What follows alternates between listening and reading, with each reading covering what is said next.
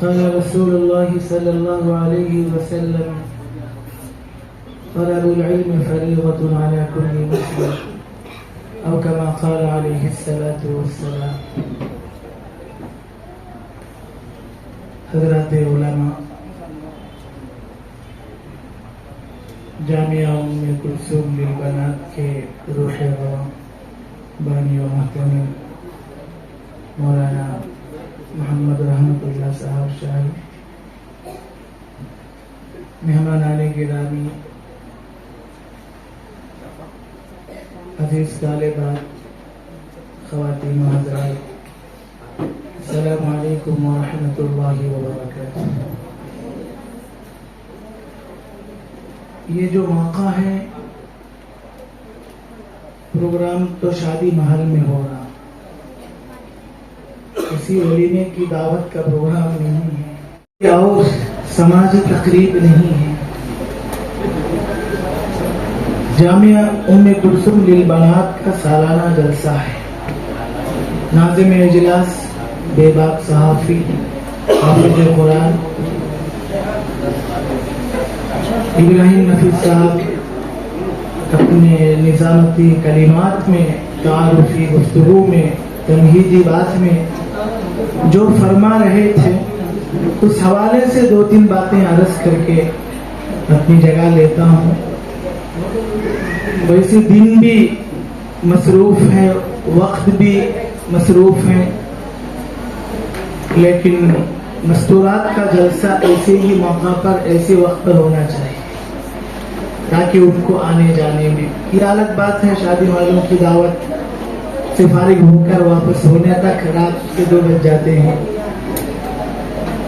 آپ نے ایک بات ارشاد فرمائی ابراہیم نفیس صاحب نے کہ گھر کے 4 افراد ہوتے ہیں، چاروں کمانے والے ہوتے ہیں، پھر بھی کسی نہ کسی چیز کی کمی رہ جاتی ہے.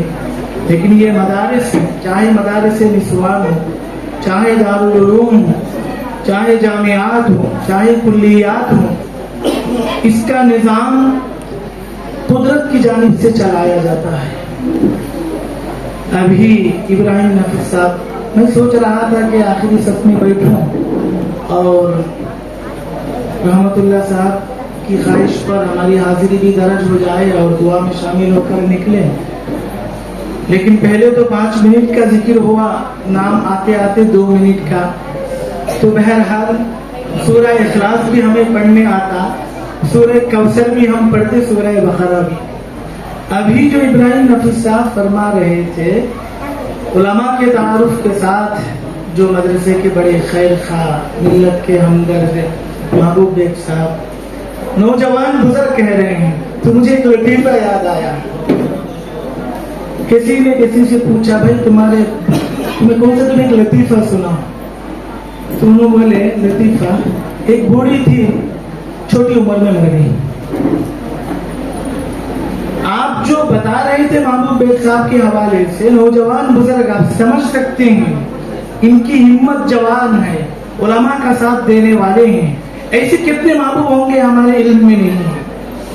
ہسپتال ہم چلا سکتے ہیں، کالجز ہم چلا سکتے ہیں، اسکول ہم چلا لیتے ہیں، فیکٹریاں چلا لیتے ہیں، ملک چلا لیتے ہیں، لیکن 30-40 کا مدرسہ چلانا یہ سوائے اللہ کے فضل کے کسی اور ذریعے سے ممکن نہیں ہے. حاضرین گرامی، جامعہ ام کلثوم للبنات اس علاقے کا نہیں، اس شہر کا نہیں، اس ریاست کا ایک اہم ادارہ ہے، بلکہ پڑوسی ریاستوں سے بھی یہاں بچیاں تعلیم حاصل کر رہی ہیں.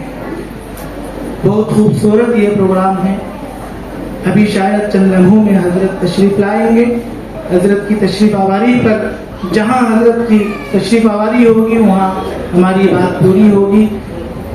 رسول اللہ صلی اللہ علیہ وسلم ہجرت کے موقع پر جب تشریف لے جا رہے تھے تو ہر ایک استقبال کرنے والے، ہر ایک آپ کو اہلاً سہلاً کرنے والے، اپنے گھر پر بٹھانے والے، اپنی میزبانی کا شرف حاصل کرنے والے. حضرت نے فرمایا ہماری اونٹنی جہاں بیٹھے گی وہی ہمارے لیے مہمان خانہ ہے. تو حضرت کی جب تشریف آوری ہوگی وہی میری بات اختتام کو پہنچ جائے گی. बुजुर्गान मुहतरम, खवातीन की तालीम कितनी जरूरी है। उलमा लिखते हैं किसी को 2 बच्चे हैं, एक मर्द बच्चा एक भाई को बच्ची, और पढ़ाने की सहूलत एक को है, तो उलमा लिखते हैं कि भाई को बच्ची की तालीम को तरजीह है। और लड़कों का मदरसा चलाना बहुत कुछ हद तक आसान है, लड़कियों का निजाम चलाना ये कोई आजमाइश से कम नहीं है, अंधेरे में गाड़ी चलाने के बराबर है। बुजुर्गान मुहतरम, अभी जो मुफ्ती शोएबुल्लाह साहब का नाम नामी इसमें गिरामी लिया गया, हम सब के मखदूम मुहतरम शहर के मायानाज, बल्कि मुल्क के की अजीम हस्ती, आपने अपनी एक किताब फैज़ान मारिफत में एक वाक़या लिखा। मियाँ बीवी पहले ही दिन तय करते हैं हमारे बच्चे को हम जो है मदरसे में डालेंगे। माँ की हर हरकत का, हर अदा का, हर अमल का असर बच्चे पर होता है।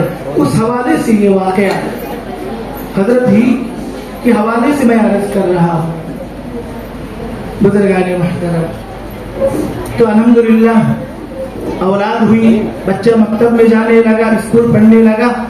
आते हुए पड़ोसी के झाड़ से एक अनार तोड़ कर लाया, तो मियाँ बीवी में गुफ्तगू हुई, हम तो इस तरह बच्चे को तरबियत नहीं कर रहे, ऐसा कैसा होगा।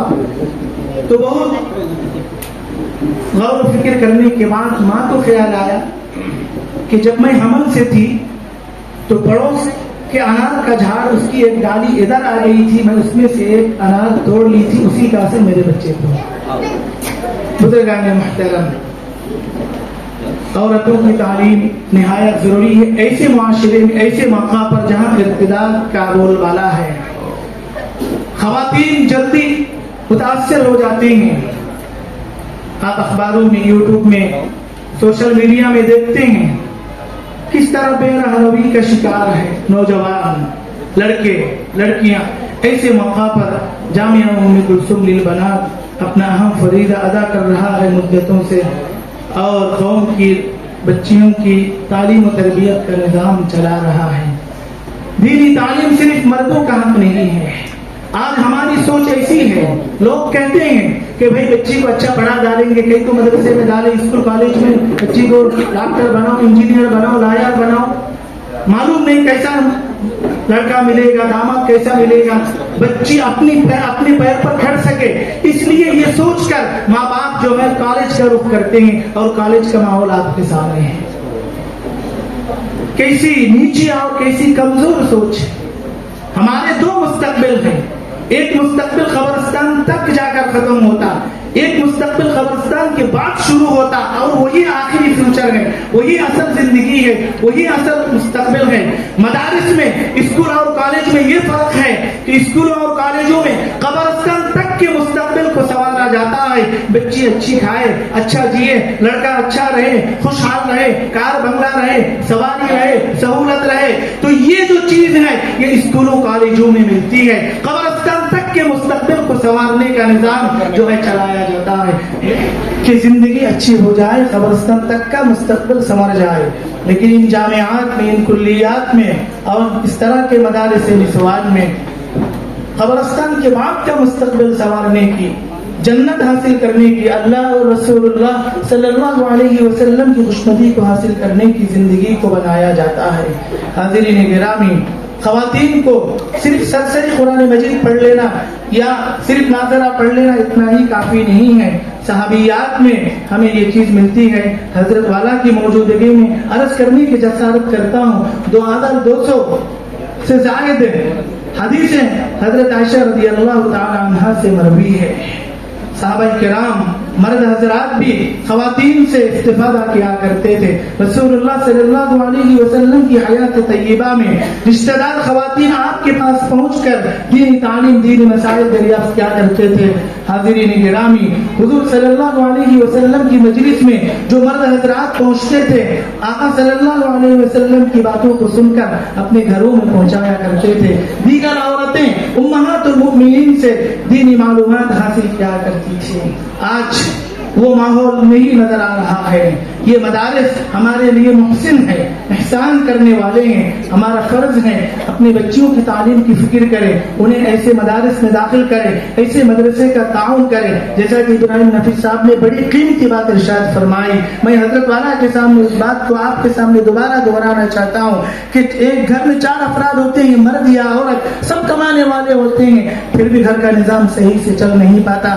آخر ایسے مدارس کیسے چلتے ہیں؟ حضرت عائشہ رضی اللہ تعالی عنہا انصاری خواتین کی تعریف میں فرماتی ہے، نعم النساء نساء الانصار لم يمنعهن الحیاء ان يتفقهن في الدین. سرسری قرآن مجید ختم کر لینا، دیکھ کر پڑھ لینا کافی نہیں ہے.